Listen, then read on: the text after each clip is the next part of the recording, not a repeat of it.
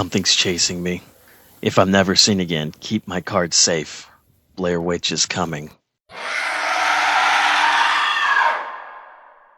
Hey everyone, Escaped Alien here, and today we're doing another movie trading card box opening for the Blair Witch Project. The Blair Witch Project, as many of you know, was a super creepy movie that was made in 1999 about a group of student filmmakers that were investigating the Blair Witch myth in Maryland. And if you saw the movie, a bunch of bad stuff happens. They run into a bunch of creepy things, and their footage was supposedly found later on. This movie definitely scared the crap out of me as a kid, and I really kind of feel like it was the first of its kind in a particular category of filming. That kind of first-hand perspective with it running away and showing their faces in the camera. So just thought it'd be fun to open these cards. But first, gotta switch to human hands. Ah, that's better. Alright. So this was produced by Topps. I guess I should show the box. The box is actually kind of creepy too. So you have Blair Witch Project official trading cards. Look for special foil inserts. But this is the part of the box that I like. Nice little creepy still close-up of their face. So let's see. Blair Witch, BlairWitch.com, 1999, Blair Witch Film Partners Ltd. Distributed by the Topps Company. Never seen these cards opened, but it did come with a plastic wrap. This is what these booster packs look like. A little Blair Witch symbol on them. So it says collect all 72 Blair Witch Project trading cards, 5 foil inserts. Approximate odds per pack, finding foil inserts is 1 in 9. Alright, we'll get into it. By the way, the playmat is an Argos Anonymous playmat. Thought it was a perfect theme for the Blair Witch. You have some witches there. Nice and creepy. Alright, in the back of the card, so that's going to be the checklist. So obviously, we're just looking at stills of the movie.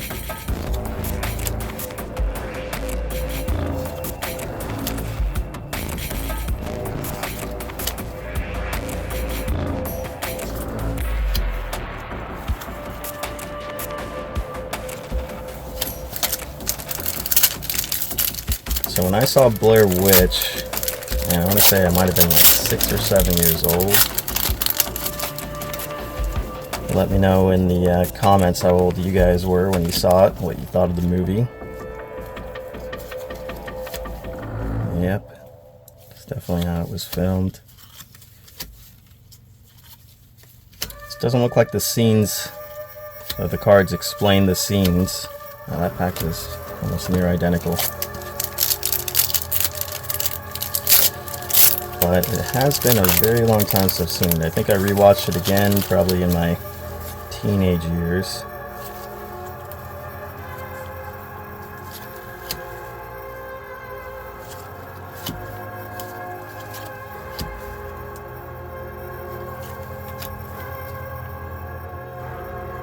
These cards are super glossy. I'm trying to make sure. Alright, there's all the witch's weird wooden knots. In October of 1994, 3 student filmmakers disappeared in the woods near Burkesville, Maryland, while shooting a documentary. A year later, their footage was found. Okay, so it does look like the back of the cards explain the scene. It's not a checklist card, so that's good to know.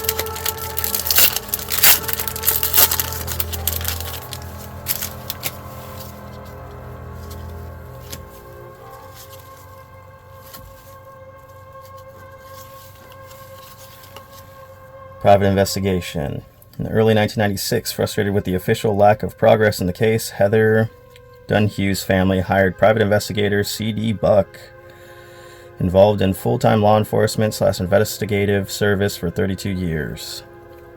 Buchanan probed into all aspects of unusual disappearance, inevitably exploring the blood-stained history of Burkesville. On February 8, 1996, Sheriff Ron Cravens informed Buchanan that he believed the student's footage to be a hoax. That was one thing I didn't know about the movie, is whether or not it was based on a true story. But I'm sure if you guys are familiar with my channel, obviously it's into MetaZoo, still into MetaZoo, into cryptid lore in general. So anytime there's something like this, where there's like some kind of urban legend, urban myth, like these art cards, it always piques my interest. I've always been into cryptids and aliens, scary stories since I was a little kid. I was first able to use the internet. That's what I was always looking up, was Bigfoot videos and alien videos, creepy videos like this, kind of shaky footage filmed on potato phones that people had uploaded.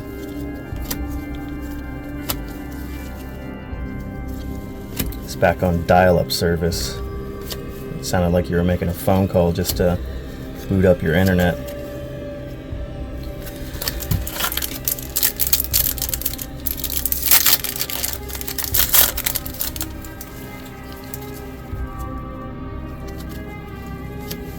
So every once in a while, I think I'm just going to flip over the cards, so I'll read the back. Robin Weaver. March 1886. 8-year-old Robin Weaver was reported missing, and search parties from Burkesville were dispatched. Although Weaver soon returned, the first search party did not. The bodies of the searchers were found at Coffin Rock, completely disemboweled, with their arms and legs bound together. Young Weaver claimed to have met a mysterious lady who seemed to float in the air.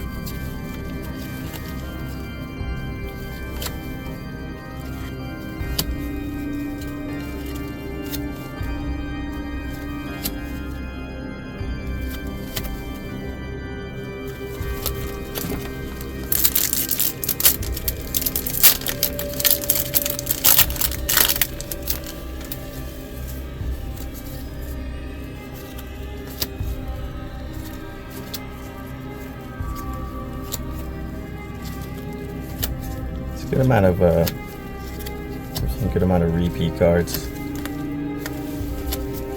but it's actually a pretty big booster box. So there's 8 cards per pack, and you do get a decent amount of packs per booster box.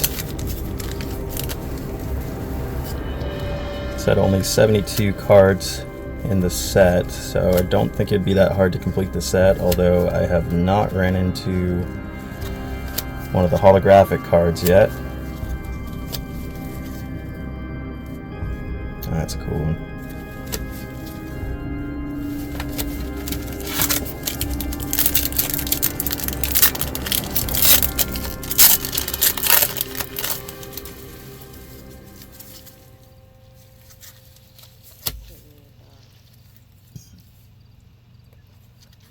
Let's read what this card is. The Woods, Tree of Rocks. After a day of difficult off-trail hiking, Heather and her crew finally arrived at their objective. This is like an Indian burial ground, offered Joshua, taking in the bizarre sight of the primitive cemetery. There were several piles of rocks ritualistically arranged on the ground and in the trees. Heather tried to remember what Mary Brown had said about the significance of these paganistic rock piles, recalling that they were mentioned in the Bible.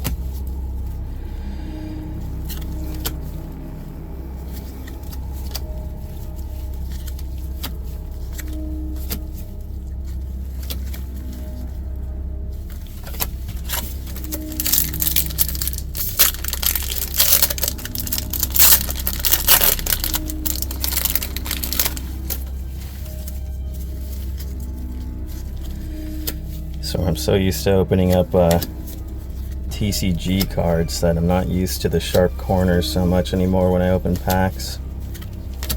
I always end up getting the cards caught on the wrapper.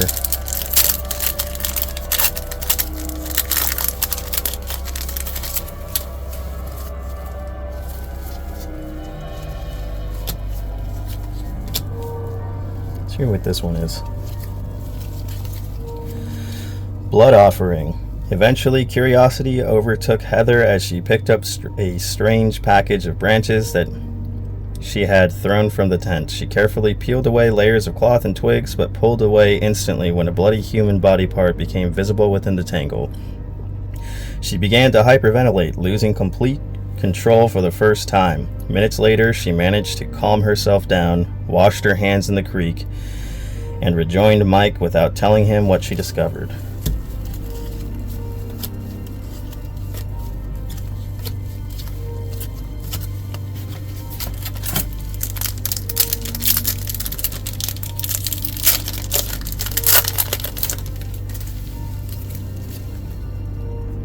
Oh, that's cool. Their fate. Josh's cries for help became more pronounced. "I hear him downstairs," yelled Mike as he ran through the old house. As he entered what appeared to be the basement, passing walls covered with strange symbols and handprints. Mike's video camera was knocked out of his hands onto the floor. When Heather entered the room, her 16mm camera recorded the black and white image of Mike standing motionless back to her, facing a wall. Then Heather's camera also hit the ground. I think that was the end of the movie.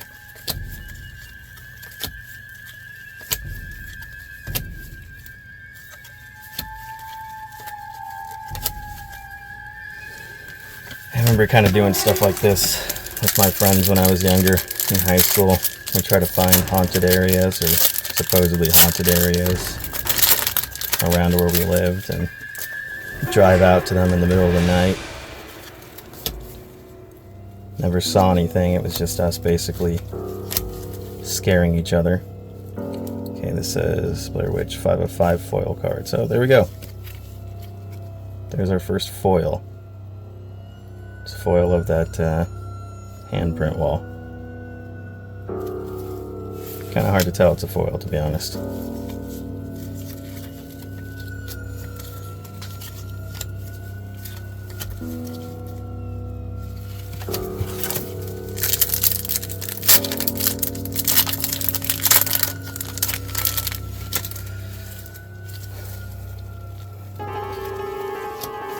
Probably keep enough of these cards to at least complete one set. We'll see if one booster box gives me enough for the entire set with those foils included, but if anybody's interested in the rest of the cards, I'll be able to send them to you just for shipping cost. See if any of my buddies want any of these cards for whatever reason, the individual ones. Okay, here we go. Our second foil hit. And it's of a dude. Don't know what scene that is.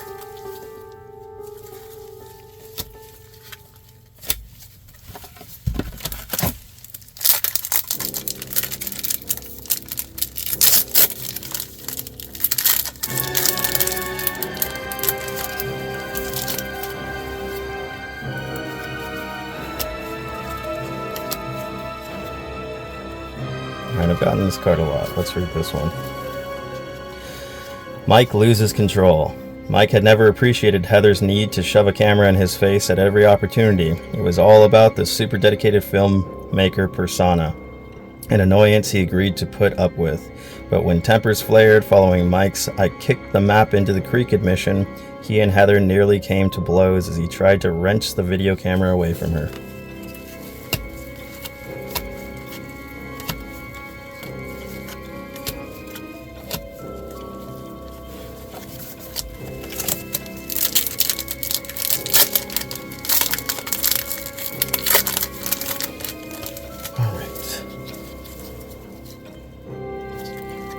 Color.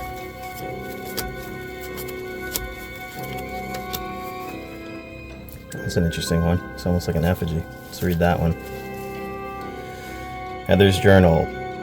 We have to get out of here. As much as I would like to know what it is that's following us around, I think we have enough footage, certainly more bizarre material than we anticipated. I just want us all to be home safe. The scarecrow / voodoo dolls, whatever they were today, were disturbing. I got them all on both 16 and Video Plus. I cut one down. I probably shouldn't have. The guys freaked me out a bit when I did.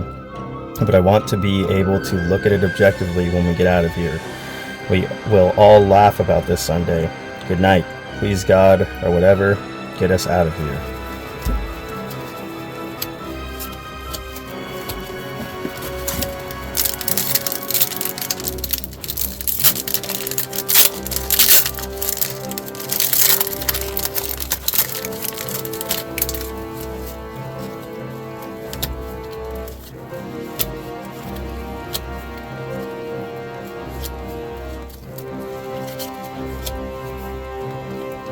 See what this is. Ellie Kedward's fate. In the winter of 1786, all of Ellie Kedward's witchcraft accusers, along with half of Blair's children, mysteriously vanished. Fearing a curse, the townspeople fled Blair and vowed never to utter Ellie Kedward's name again. So this was an early depiction of Kedward, bound on a wheelbarrow, banished to the freezing black woods. Yeah, it's not a good thing to be accused of being a witch back then. I remember reading the stories about how somebody could dream that you were a witch and all of a sudden you're put on trial, or if you piss somebody off within the community, they would just accuse you of being a witch. And I remember the tests for being a witch were ridiculous, where you'd like die either way. It was like they put you in a cage and dunk you in a river, and if you somehow made it out, it meant you were a witch. But if you didn't, then you just died. And they were like, whoops, killed an innocent human. Superstitious fun times, I suppose. Glad we're not born in them.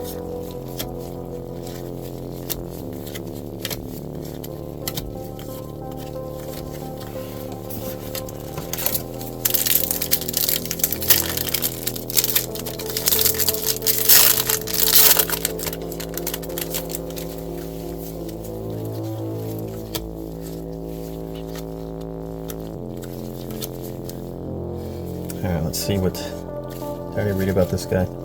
Yeah, I did. The journal. Heather's journal. Disturbing tape/film footage, and Heather... I'm not going to try to read her last name. Heather, equally unnerving journal, elicited an array of responses. Some psychologists suggest that the starving fatigue students may have turned on one another. Others feel they were most certainly stalked and murdered by unknown assailants. Still others place the blame squarely on the Blair Witch, feeling that the tragedy is merely the latest in a series of bizarre occurrences dating back to 1786. Yeah, I don't know, I feel like if I had a urban myth that went back that long, where there was all these people that were disappearing in my area, I'd probably try to move out of there. I don't like messing with supernatural stuff. Elaine Treacle. August 1825, 1 year after Blair was reborn as the town of Burkesville. 11 witnesses testified to seeing a pale woman's hand reach up and pull 10-year-old Elaine Treacle into the shallow waters of Tappy East Creek. Her body was never recovered. For 13 days after the drowning, Tappy Creek was clogged with oily bundles of sticks, and the water soon became fouled and unusable. So the front is a mid-19th century illustration of Elaine Treacle's incident. Yeah, I don't know if I believe in ghosts and creepy creatures like this, but that does not stop me from not wanting to mess around with it.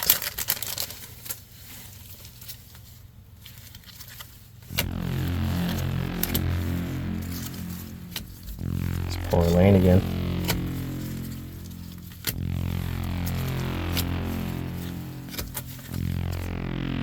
Alright, how about this one? Fisherman's warning. Ed Swanson on the left and his father-in-law, Bob Griffin, were the last people to see the three student filmmakers before their fateful trek in the Black Hills. I've heard the myth, scoffed Swanson when they interviewed him. while Griffin had unshakable views of his own. Anybody worth their salt around here knows that this area has been haunted by that old woman for years. You darn fool kids will never learn. Should have took the old timers' advice.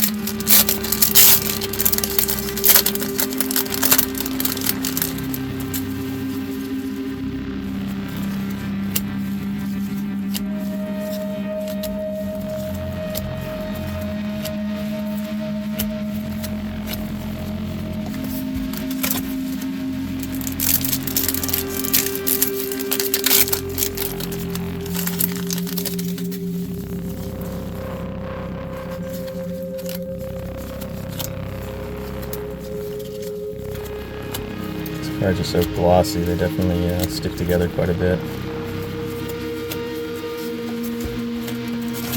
Alright, come on, we only have 2 hollows so far.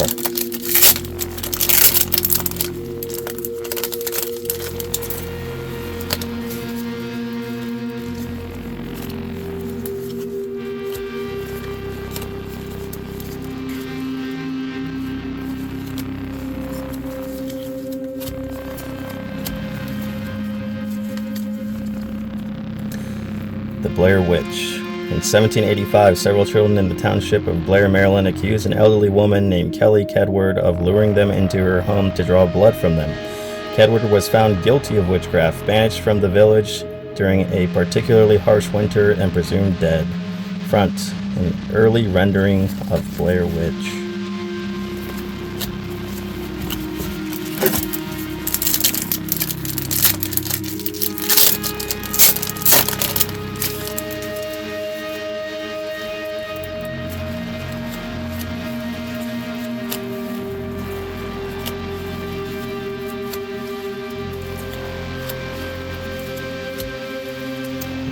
Again.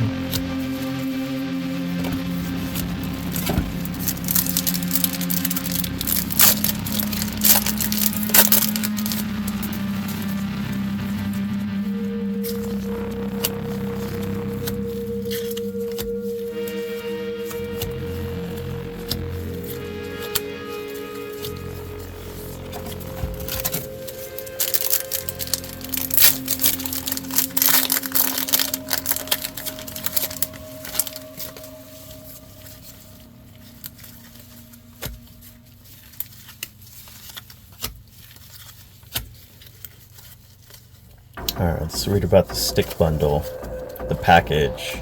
Mike and Heather spent another terrifying night in their tent, this time listening to the anguished screams of their missing companion Josh. The following morning, an unusual object was left in front of their tent.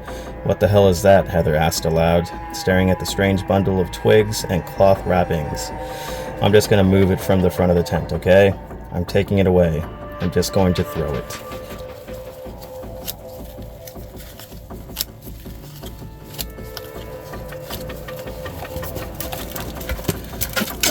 Getting down to our last several packs here. Come on, do a couple packs of hollows for us. Alright, let's read this one. The woods, ominous shadows.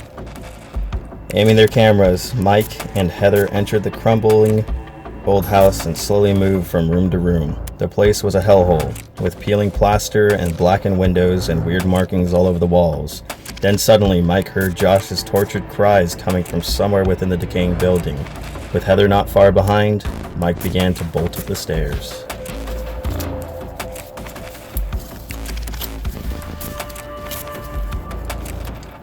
And also reminds me of like Skinwalker lore. Even if it's not the person, they mimic the voice or the cries or screams of the person you know to try to lure you in. Not fun.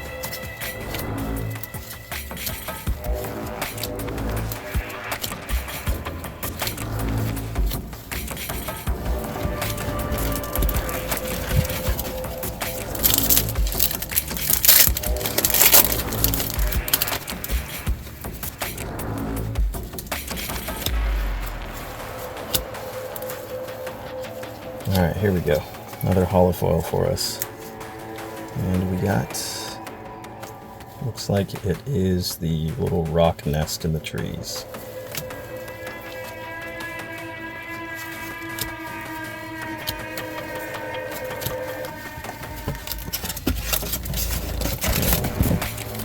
Last 3 packs.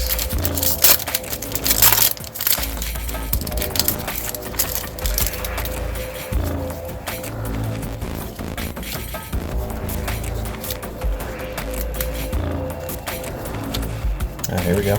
Another foil. The weird stick effigies.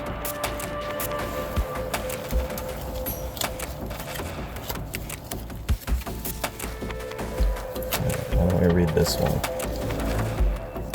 Heather's Journal, Part 1. 3 a.m. We heard noises again. This time they thought it was a deer. I think it's because they fear it that they say it is definitively something tangible and earthly. They cannot for a second admit the possibility that it is the Blair Witch. I'm not saying it is, I'm only saying it's possible. I was very calm tonight, so I don't have to go through another day of mending fragile crew egos because I need to get my film shot. It was not deer. And I find it incredibly hard to believe the rednecks are chasing us through the woods for the sheer pleasure of stomping around on all sides of our camp at 2 and 3 o'clock in the morning.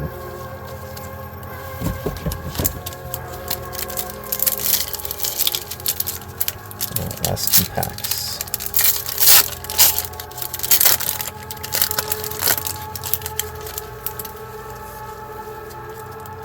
I've been wondering about this one.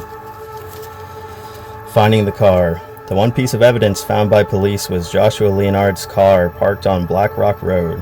We checked the car over completely, never found any clues with the vehicle, stated Burkesville Sheriff Ron Cravens, who conducted the original search. Cravens has been criticized off the record for his handling of the high-profile case by forces within his own department. Guess he wasn't thorough or something, huh? Oh yeah, let's read this one too. The Blair Cult. A rare book entitled The Blair Witch Cult was published in 1809. It was a collection of almost incoherent ramblings purporting to tell the history of the Blair Witch, describing archaic, often bloody rituals and assorted witchcraft experiences. The only remaining copy is currently in the Library of Maryland Historical Society. Front. Objects displayed here were supposedly used by the Blair Witch Cult in connection with the book. Well, that'd be actually pretty cool to be able to see that. So I guess if you are ever at the Library of Maryland Historical Society, check out the Blair Witch Cult book. Or don't. Maybe don't curse your family.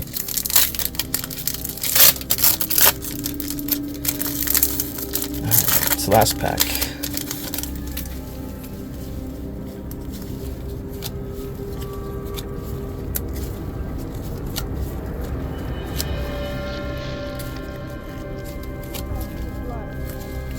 Doesn't look like we got the last holo. Let's go ahead and read Blair Witch Roll, number 3.